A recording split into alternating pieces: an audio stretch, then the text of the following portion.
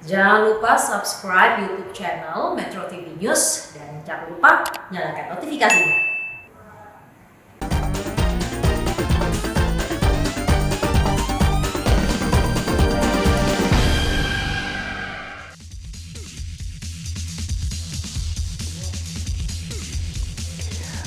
Selamat malam pemirsa, Anda kembali menyaksikan Prime Talk Tajam Mendalam bersama saya Wahyu Wiwoho. Kerumunan massa yang terjadi di sejumlah daerah, mulai dari Bandara Soekarno-Hatta, kemudian di Petamburan hingga Tebet, Jakarta Selatan berbuntut panjang. Akibat kerumunan itu muncul klaster penularan baru COVID-19. Paling tidak ada 80 orang yang dinyatakan positif berdasarkan hasil tracing yang dilakukan oleh Satgas. Lalu bagaimana dengan puluhan ribu massa lainnya? Bagaimana juga upaya agar masyarakat yang hadir dalam kerumunan tersebut secara aktif bisa memeriksakan dirinya ke fasilitas kesehatan untuk memutus mata rantai penyebaran COVID-19 dan bukan sebaliknya menolak untuk dites COVID-19. Kami akan membahasnya dalam Prime Talk hari ini.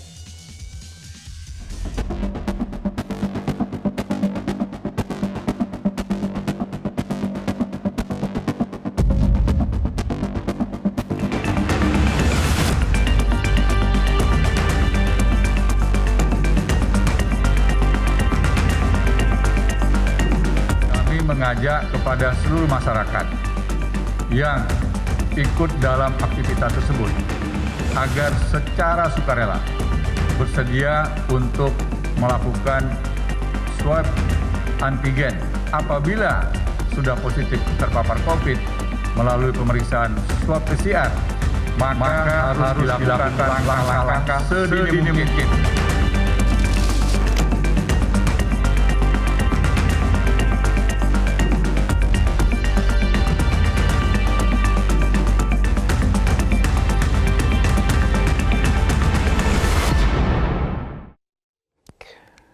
Pemerintah Provinsi DKI Jakarta akan melakukan pelacakan atau tracing terhadap warga yang hadir dalam kerumunan massa di wilayah Petamburan dan Tebet, Jakarta. Tercatat hingga kini 80 orang terkonfirmasi positif COVID-19 dari kerumunan massa tersebut. Berdasarkan hasil pemeriksaan tes PCR oleh Kementerian Kesehatan, 80 orang terkonfirmasi positif COVID-19. Dari kerumunan yang terjadi di wilayah Petamburan dan Tebet. 50 kasus di Tebet, kemudian 30 kasus di Petamburan. Wakil Gubernur DKI Jakarta Ahmad Riza Patria memastikan akan melakukan tracing bagi warga yang hadir dalam acara tersebut.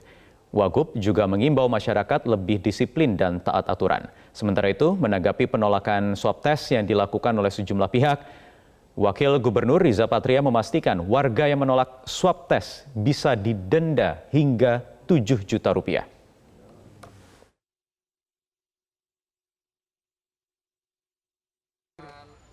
Dengan swab memang ada ketentuan di Perda, tidak boleh menolak, ya, termasuk divaksin juga tidak boleh, itu ada aturan dendanya maksimal sampai 5 juta. Bahkan kalau ada tindakan kekerasan bisa sampai 7 juta. Ya.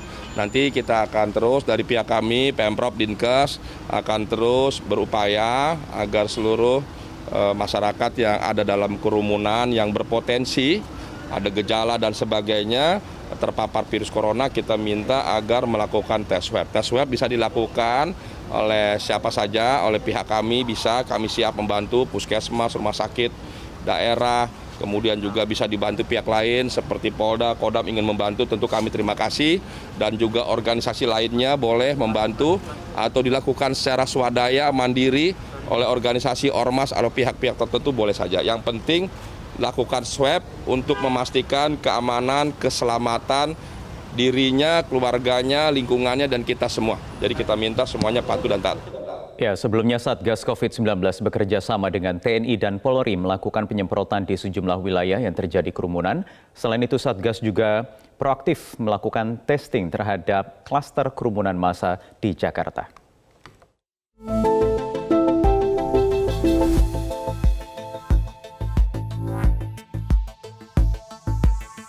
Satgas COVID-19 melalui Kementerian Kesehatan terus melakukan pelacakan atau tracing dari kerumunan massa di Petamburan dan Tebet. PLT Dirjen Pencegahan dan Pengendalian Penyakit Kementerian Kesehatan Budi Hidayat pada Minggu 22 November menyebut Berdasarkan hasil pemeriksaan melalui tes PCR, terdapat 50 kasus positif COVID-19 di Tebet dan 30 kasus di Petamburan. Berdasarkan hasil pemeriksaan PCR di Labkesda 21 November 2020, ditemukan di Tebet total 50 kasus positif dan di Petamburan sebanyak 30 kasus. Kemenkes menghimbau semua orang yang mengikuti acara tersebut dan siapapun yang merasa telah kontak erat dengan orang yang hadir agar melakukan isolasi mandiri di rumah selama 14 hari. Sebagai langkah upaya menekan laju penularan dalam klaster kerumunan massa di Tebet dan Petamburan, Polda Metro Jaya bersama dengan Kodam Jaya menggelar rapid test massal dan penyemprotan disinfektan di wilayah Kelurahan Petamburan, Jakarta Pusat. Untuk memutus mata rantai penyebaran COVID-19 di wilayah DKI Jakarta, akan melakukan giat-giat 3T, testing, tracing, dan treatment. Gubernur DKI Jakarta Anies Baswedan mengingatkan kepada seluruh lapisan masyarakat untuk tidak menggelar kegiatan yang melanggar protokol kesehatan. Jadi jangan sampai kita ingin melakukan kegiatan yang justru membuat pengendalian COVID ini menjadi buruk. Bila ada yang melanggar, akan ditindak. Anies mengatakan akan semakin memasifkan penegakan aturan atas protokol kesehatan dan turut melibatkan masyarakat. Tim Liputan Metro TV. Ya, DKI Jakarta masih menjadi kota dengan penambahan kasus terkonfirmasi COVID-19 terbanyak di Indonesia. 6 hari berturut-turut, penambahan kasus positif berjumlah lebih dari 1.000 orang. Berdasarkan situs Corona yang dikelola oleh pemerintah Provinsi DKI Jakarta, penambahan kasus terkonfirmasi positif lebih dari 1.000 kasus per hari terjadi sejak tanggal 16 November. Meningkatnya penambahan kasus ini seiring dengan meningkatnya jumlah testing yang dilakukan.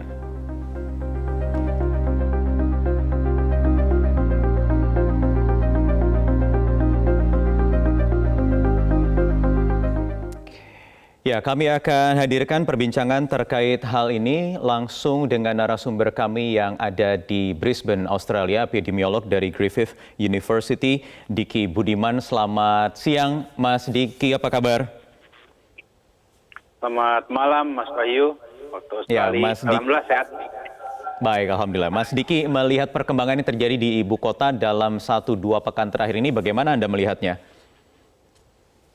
Ini adalah satu kondisi yang sebetulnya belum terburuk ya, karena bagaimana kita ketahui Jakarta ini sekalipun beberapa waktu lalu sudah pernah dinyatakan bebas dari zona merah, tapi sekali lagi Jakarta ini unik ya. Jakarta adalah magnet ekonomi, sosial, dan aktivitas lainnya di Republik ini dan khususnya di Jawa nih, yang saat ini menjadi epicenter. Dan kita ketahui juga bahwa aktivitas orang yang di Jakarta ini dan kesehariannya itu juga dipengaruhi terutama dari wilayah-wilayah sekitarnya. Yang kita tahu baik yang Jawa Barat maupun Banten ataupun sebetulnya wilayah lain termasuk Jawa Tengah, Jawa Timur dalam kondisi yang juga jauh dari kata terkendali. Sehingga apa yang terjadi di Jakarta itu akan berkontribusi dan juga dikontribusi oleh daerah-daerah lainnya. Itulah sebabnya kenapa setiap adanya katakanlah yang berpotensi untuk memperburuk, salah satunya ada kerumunan massa. Yang kita tahu yang namanya kerumunan massa ini ya, keramaian massa ini orangnya itu bisa dari berbagai macam daerah atau bermacam lokasi, sehingga apa yang di Jakarta ini sebetulnya refleksi juga yang sedang terjadi di wilayah lain. Ini yang saya juga khawatirkan karena daerah lain ini cakupan testingnya rendah. Dan sekali lagi untuk diketahui oleh kita semua bahwa estimasi terendah ya kasus harian dari Indonesia ini sebetulnya di angka 10 ribuan. Yang artinya angka yang saat ini ditemukan itu masih setengahnya dari estimasi terendah. Ini yang artinya kita harus masih perlu berupaya untuk memperbaiki pengendalian ini. Mas Wahyu. Karena saya jadi khawatir kalau tadi Mas Diki bilang ini belum terburuk ya, walaupun juga kapasitas testing di Jakarta sudah memenuhi untuk wilayah ibu kota sendiri. Betul. Tapi yang saat ini masih terjadi, ini belum pendekatan ini belum setara dan merata dengan daerah lain, terutama di Pulau Jawa ini, sehingga kontribusi dari perbaikan katakanlah intervensi yang dilakukan Jakarta ini tidak akan terlalu signifikan walaupun ada PSBB sekalipun, karena yang menjadi masalah ketika sudah katakanlah ada PSBB kan pintu masuk atau perbatasan Jakarta ini kan tidak ditutup, sehingga tetap dan ingat bahwa pandemi ini sekali lagi disebabkan kan oleh satu orang. Itulah ada yang disebut dengan namanya index case dan juga zero case. Nah, dari satu orang ini bisa saat ini lebih dari 50 juta. Dan hal yang sama terjadi di Jakarta. Jangankan oleh beberapa ribu orang yang ramai-ramai itu, cukup satu atau segelintir orang saja sudah bisa membuat kondisi satu wilayah itu porak-poranda lagi pengendalian pandeminya. Ini yang harus dipahami bersama.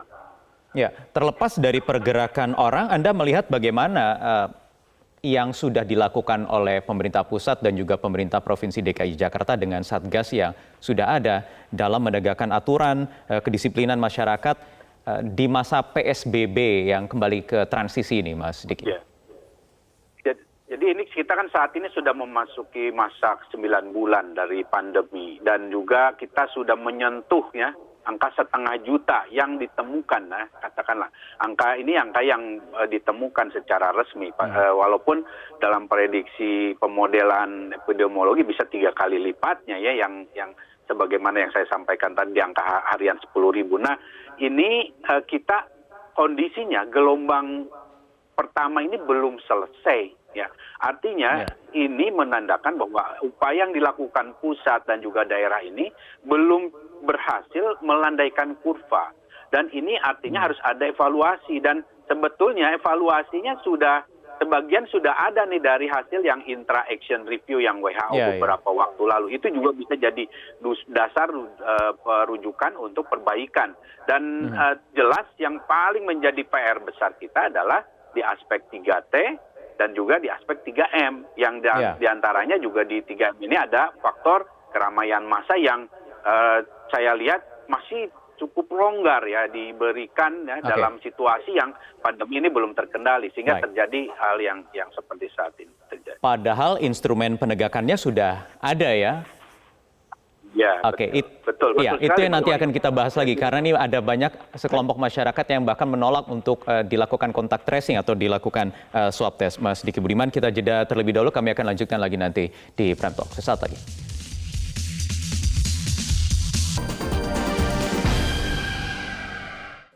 Dengan capaian seperti itu, saya minta sekali lagi komite, Satgas, para gubernur untuk tetap waspada. Jadi strategi yang sejak awal kita sampaikan, rem dan gas itu betul-betul diatur betul, jangan sampai kendor dan juga berisiko memunculkan gelombang yang kedua ini yang bisa membuat kita setback, mundur lagi. Karena itu langkah-langkah pencegahan dan intervensi terhadap potensi-potensi kegiatan yang melanggar protokol harus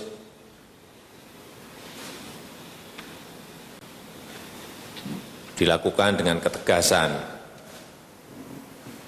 Lakukan tindakan pencegahan sedini mungkin. Ya, baik. Kembali kita lanjutkan perbincangan itu. Tegas dari Presiden memerintahkan seluruh aparat pemerintah daerah terkait termasuk untuk bisa menegakkan aturan yang sudah berlaku terhadap orang-orang yang tidak bisa mematuhi protokol kesehatan. Termasuk yang menolak untuk dilakukan tracing swab test dari keramaian yang terjadi 1-2 pekan terakhir ini, Mas Diki. Anda melihatnya bagaimana? Ya, jadi harus difahami bahwa aspek selain testing yang penting ya, itu ada yang disebut dengan tracing. Ya. Tracing ini adalah satu upaya untuk memutus kecepatan penambahan atau penyebaran virus ini yang berpola eksponensial. Ya. Dengan target yang harus dicapai itu 80%. Artinya dari satu kasus kontak positif setidaknya kita mendapatkan 25 orang kontak. Karena rata-rata di ASEAN ini di data dari studi epidemiologi bahwa dari satu kasus positif itu rata-rata antara 30 sampai 36 orang dia kontak dengan orang, sehingga yang disebut dengan kasus kontaknya itu di kisaran sampai 36 itu, sehingga 80%-nya kurang lebih di setidaknya 25 orang. Nah, saat ini di antara semua daerah atau wilayah di Indonesia yang paling bagus capaiannya testing jelas Jakarta. Kedua tracing juga masih Jakarta tapi itu pun di 1:8.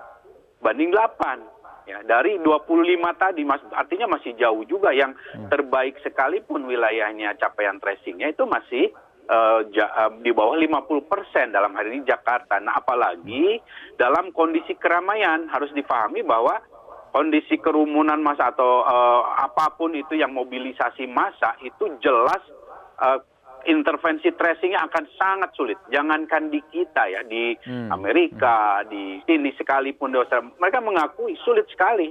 Sehingga upaya pencegahan, tadi yang disampaikan Pak Presiden itu sudah sangat tepat bahwa pencegahan jauh lebih baik dan sangat penting untuk meminimalisir terjadinya efek dari keramaian ini. Dan jadi tracing ini memang tidak mudah ya Mas Diki ya, bahkan di negara-negara maju seperti di Australia mungkin bisa tidak diberi contoh karena biasanya warga kita perlu contoh juga nih, role model dulu di negara yang lebih dianggap lebih disiplin atau lebih maju. Baik, jadi ketika ada demo Black Lives Matter itu di sekitar Agustus dan Juli beberapa waktu lalu, di Melbourne juga terjadi tuh demo besar yang melibatkan lebih dari 10.000 orang ya. Namun yang membedakannya saat itu adalah pertama ketika terjadinya demo mereka belum berapa lama melakukan lockdown, satu itu. Sehingga kondisi dari angka reproduksinya itu di bawah 2, kemudian tes positivity rate-nya itu di angka 1%-an, 1, sekian persen.